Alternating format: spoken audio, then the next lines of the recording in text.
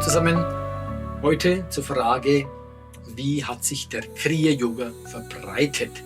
Wir haben ja im letzten Video zum Was ist Kriya Yoga erfahren, oder viele wissen es ja wahrscheinlich auch schon, dass Lahiri Mahasaya eben der Ursprung des Kriya Yoga war, zumindest des Kriya Yoga nach Lahiri Mahasaya.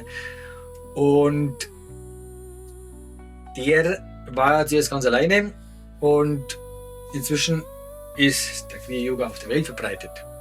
Und das ging eben so, dass Lahiri Mahasaya, als er dann zurückkam, 1861 oder 64, genaues Datum ist nicht hundertprozentig fest zu bestimmen. Und er hatte da keine große Werbung gemacht oder große Organisation aufgebaut, sondern er hat im stillen Kämmerlein da bei sich zu Hause praktiziert und hat eine Anziehungskraft gehabt, dass die Leute nach und nach zu ihm gekommen sind. Und er hat das auch nicht groß angepriesen, oder das heißt sogar, dass seine nächsten Verwandten wussten nicht, dass Lahiri Mahasaya ein Kriya Yogi war. Die Leute kamen zu ihm aus Zufälle, wie man da sagt. Also die Dinge haben sich gefügt und es kamen dann zu ihm, also aus allen Gesellschaftsschichten, von allen Religionen kamen die Suchenden zu ihm, um in den Kriya Yoga eingeweiht zu werden. Und also sogar Könige. Und er hat halt keinerlei Ausnahmen gemacht oder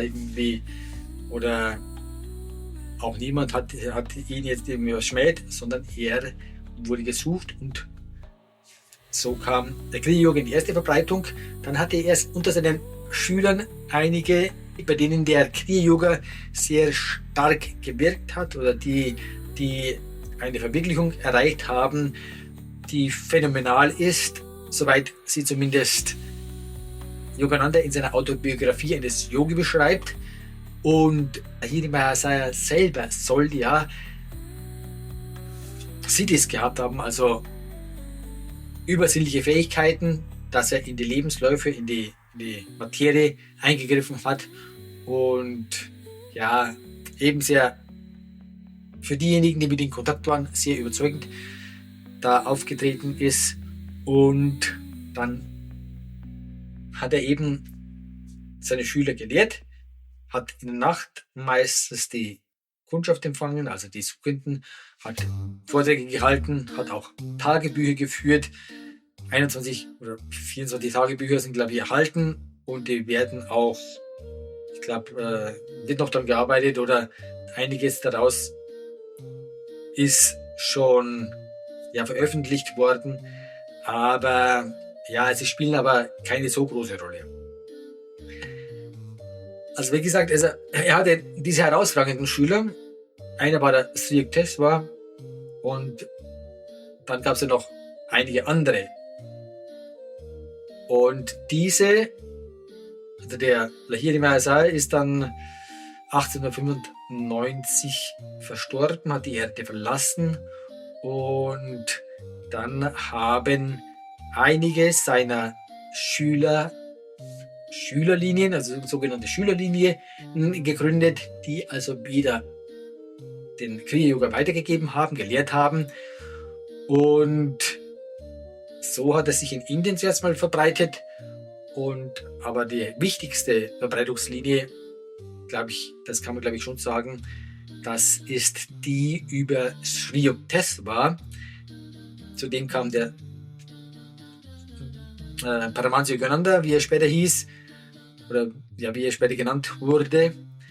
Dessen Eltern waren schon Schüler von Lahiri Mahasaya und es heißt auch, dass Paramahansa Yogananda als kleines Kind, also er konnte nicht älter als 3 Jahre gewesen sein, dabei Lahiri Mahasaya war und er von diesem gesegnet wurde. Und es heißt, dass Lahiri Mahasaya damals schon darauf hingedeutet hat, dass Yogananda den Auftrag hat, den Kriya-Yoga zu verbreiten.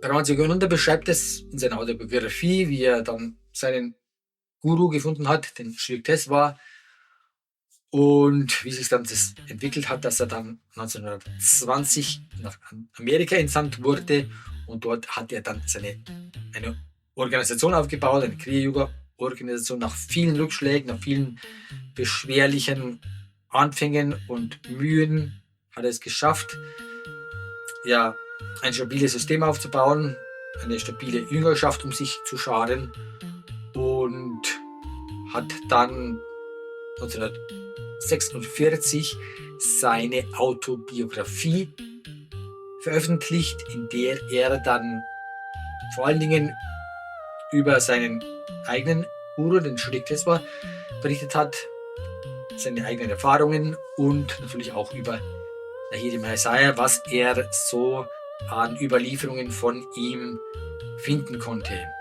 Das ist ein sehr, ja, mit vielen Wundern gespicktes Buch. Manche verschmähen das. Es liest sich zumindest gut, wenn man dazu gestrickt ist, dass das nicht ganz von sich abweisen muss. Dann ja, ist es spannend, und es steckt auch andererseits sehr viel Weisheit drin. Es sind aber keine Kriya-Yoga-Techniken enthalten. Yogananda hat diese Techniken selbst in Amerika gelehrt. Zuerst hat er Vorträge gehalten in allen Städten, in denen er durchgekommen ist. Hat vor Tausenden von Leuten hat er seine Reden gehalten. Und dann ist er dann dazu übergegangen, Lehrbriefe herauszugeben. Die SRF, Lessons des Self-Realization Fellowship Lessons, in denen er dann neben einem breiten Spektrum von spirituellem Wissen und Bhakti-Yoga, also hingebungsvollen Yoga und Ratschläge für das Leben, dann auch schrittweise diese Kriya-Yoga-Techniken unterrichtet hat. Und ja, und vor allen Dingen durch das Buch von Lahiri Mahasaya, das Buch über Lahiri Mahasaya von Paramahansa Yogananda, die Autobiografie eines Yogi, ist die Kunde vom Kriya-Yoga weltweit bekannt geworden. Das ist ein spiritueller Bestseller, seitdem er auf den Markt gekommen ist, also jetzt schon seit fast 80 Jahren. Davon haben dann auch alle anderen Organisationen profitiert, die den Kriya-Yoga vertreiben oder lehren. Dieses Buch nutzen auch andere, um für sich selber zu werben, und einige haben das auch benutzt, um dann eben groß herauszukommen. Und das ist eben der Weg, wie da verschiedene Kriya-Yoga-Linien gegründet wurden von den Schülern von Yogananda. Neben der SF von Yogananda, die meiner Ansicht nach die größte Kriya-Yoga-Organisation ist. Yogananda ist ja im Frühjahr 1952 von der Erde gegangen, und in seiner eigenen Tradition gab es dann wieder von Schülern her einige, die eine eigene Gruppe, einen eigenen Schülerstrang aufgemacht haben. Aber es gibt natürlich auch von den anderen Schülern, von den unmittelbaren Schülern von Lahiri Mahasaya, die jetzt nicht über Sri Yukteswar und Yogananda gelaufen sind, immer noch zahlreiche Linien. Also darum findet man vor allen Dingen in Indien sehr viele Kriya-Yoga-Organisationen an verschiedenen Orten. Und ja, so verbreitet er sich auch weiter. Es gibt auch noch in Südindien einen Strang des Kriya-Yoga, wo ich mich jetzt nicht so eingehend damit befasst habe, aber Govindam, oder wie der heißt. Und neben diesen Schülerlinien gibt es eben auch noch diese dynastische Linie. Das heißt, die dynastische Linie ist diejenige, die von Lahiri Mahasaya in seiner eigenen Familientradition von Generation zu Generation weitergegeben wurde. Also Lahiri Mahasaya und sein Sohn Tinkara Lahiri, dann Tinkara Lahiri, Shamacharan Lahiri, glaube ich, war das, und dann schließlich Shri Pendu Lahiri, bei dem ich eben lehren konnte. Und jetzt ist natürlich die spannende Frage, wie schaut es aus, ist dieser Kriya Yoga standardisiert?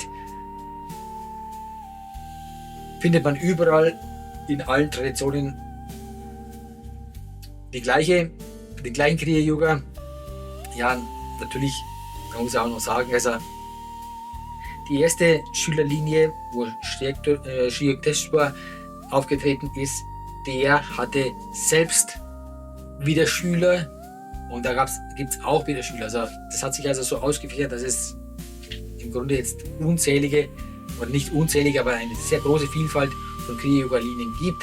Die meisten sind klein und relativ unwichtig, aber diejenigen, die ich da skizziert habe, die von Shri Yukteswar ausgingen, das sind die wichtigen. Ja, die Frage also, ist der Kriya-Yoga irgendwie standardisiert? Findet man überall, wo der Kriya-Yoga angeboten wird, dasselbe? Diese Frage werden wir im nächsten Podcast, im nächsten Video dann behandeln. Und viele Grüße, bis dann. Ciao.